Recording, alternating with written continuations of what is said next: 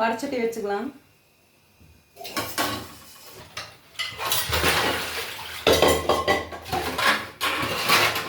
பச்சை மட்டும் அரையும்.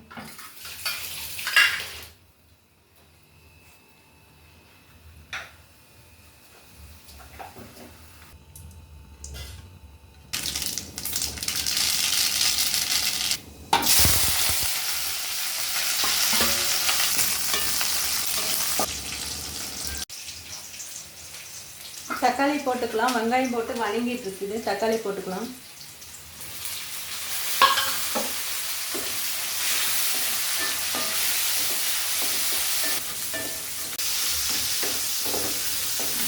தக்காளி வெங்காயம் வந்து நல்லா வணங்கிடுச்சு. இது வந்து நம்ம பாவக்காய் வந்து அரிஞ்சு நல்லா கழுவி சுத்தமாக எடுத்து வச்சுருக்கோம். போட்டுக்கலாம்.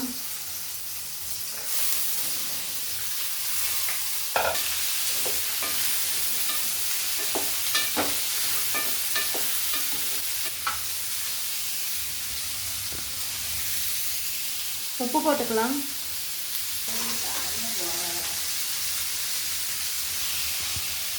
மிளகாத்தூள் இங்கே மிளகாத்தூள், மஞ்சத்தூள். மிளகாத்தூள் போட்டாச்சு. மஞ்சத்தூள் போட்டுக்கலாம்.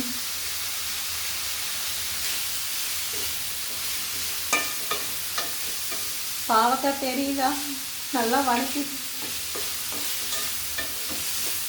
இருங்க. பின்னாடி கேமராவில் வேணால் காட்டுறேன். பாவக்காய் வந்து நல்லா கலர்ஃபுல்லாக இருக்குது.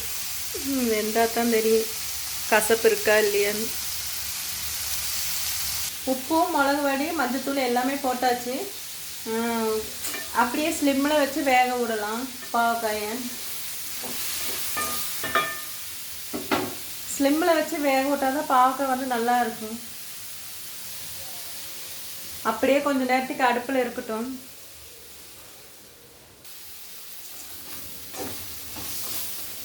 பாவக்காய் வந்து வணங்கிட்டே இருக்குது. இன்னும் வந்து கொஞ்சம் வணங்கணும். இன்னும் கொஞ்சம் அடுப்பில் இருக்கட்டும். அப்போ தான் பாவக்காய் வந்து கொஞ்சம் வணங்கினா தான் வந்து இந்த கசப்பெல்லாம் எடுக்கும். ஒரு வழியாக வந்து பொரியல் வந்து ரெடி ஆயிடுச்சு. இருங்க பின்னாடி கேமராவில் காட்டுறேன். பொரியல் வந்து ரெடி ஆயிடுச்சு. பாவக்காய் பொரியல். பாவக்காய் பொரியல் வந்து ரெடி ஆயிடுச்சு. இது அப்படியே வந்து சுடு சாப்பாட்டில் எல்லாம் போட்டு சாப்பிட்டா நல்லா இருக்குங்க. பேத்தி சாப்பிட்டா எனக்கு வந்து பாவக்காய் பொரியல்னாலே ரொம்ப பிடிக்கும். இந்த 2-3 தடவை செஞ்சது வந்து ரொம்ப கஷ்டப்படுத்துச்சுங்க. அதனால தான் சரி தக்காளி போட்டு செய்யலாம் அப்படின்ட்டு.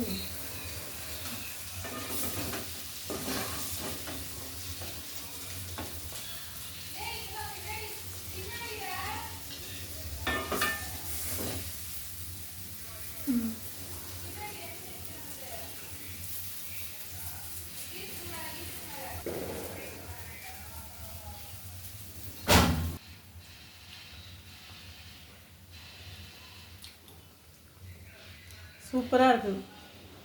சாப்பாட்டில் போட்டு பெரட்டி சாப்பிட்டா இன்னுமே நல்லாயிருக்கும். புளி வந்து ஊற வச்சாச்சு. இனி வந்து பாவக்காய் குழம்புக்கு அரைச்சிட்டு பாவக்காய் போட்டு புளிக்குழம்பு வச்சா குழம்பு ரெடி. இன்றைக்கி மத்தியானம் லஞ்சுக்கு வந்து புதன்கிழமை மத்தியானம் லஞ்சுக்கு வந்து இதுதான்.